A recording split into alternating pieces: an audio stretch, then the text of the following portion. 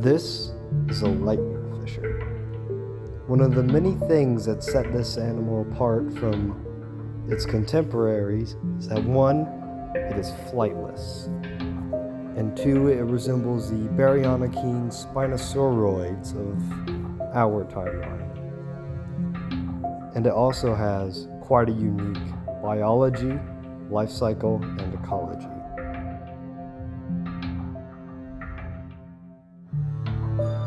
This is where lightning fishers are most commonly found, thriving amongst the tropical lakes, rivers, and streams, and eating abundant amounts of fish, although they will occasionally target other prey, like smaller mammals or young dinosaurs.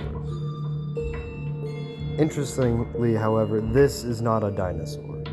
Lightning wyverns are distant relatives of pterosaurs. Technically, this is more closely related to a pteranodon than a baryonyx.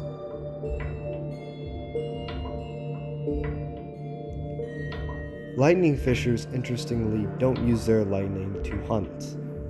They use sensory pits similar to crocodile or spinosaur on their snout to eat. So you will see them staying by streams and fishing similar to a stork. Although occasionally their lightning could be used to fight off predators, their main use is against other lightning fishers, where they will shoot lightning at each other's feet and jump out of the way to avoid getting shocked. This is the reason for the light armor covering their shoulders and legs. This is to help absorb some of that electricity because this armor is coated in an insulating protein that insulates the animal from electric shock. Lightning fishers generate their electricity from the protrusions on their back. They will glow blue with strands of electricity darting between them, similar to a taser. And they'll make an electric buzz sound and they'll begin to rattle. And this is when the lightning fisher fires its signature weapon.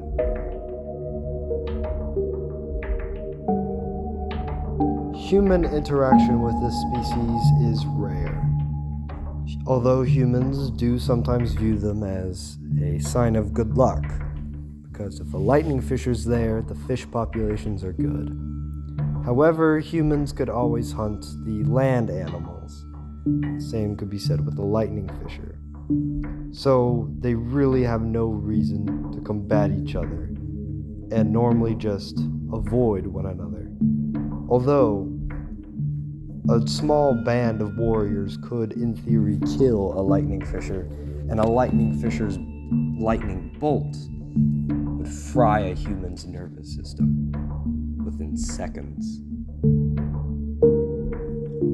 Although lightning fishers may appear to be the kings of the river, eating small crocodilians and various species of fish, they are not immune to predation and can be hunted by the armorophilids, various species of armored big cats that have both convergently evolved with pangolins and machairodontians. They are able to resist at least some of the electricity produced by the lightning fisher. The lightning fisher, when it enters senescence, undergoes a very interesting change. The animal becomes more armored, bigger, and bulkier, however, is unable to mate. What makes this interesting is that mating adults do not look after their young for a very long time, only for a few days. And the young must find an elder to raise them, almost like an apprenticeship. The elder will raise them for a few years before they eventually grow big enough to take care of themselves.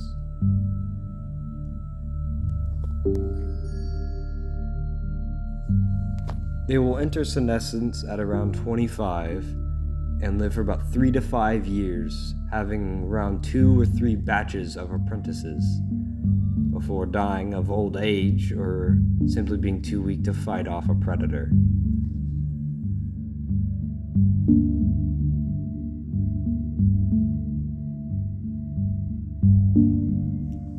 Yet another fascinating native life form to Eldensvuaght. They represent an interesting role in the overall planet's ecology and natural history. Being flightless, yet still being able to shoot lightning, this can tell us a lot about wyvern evolution.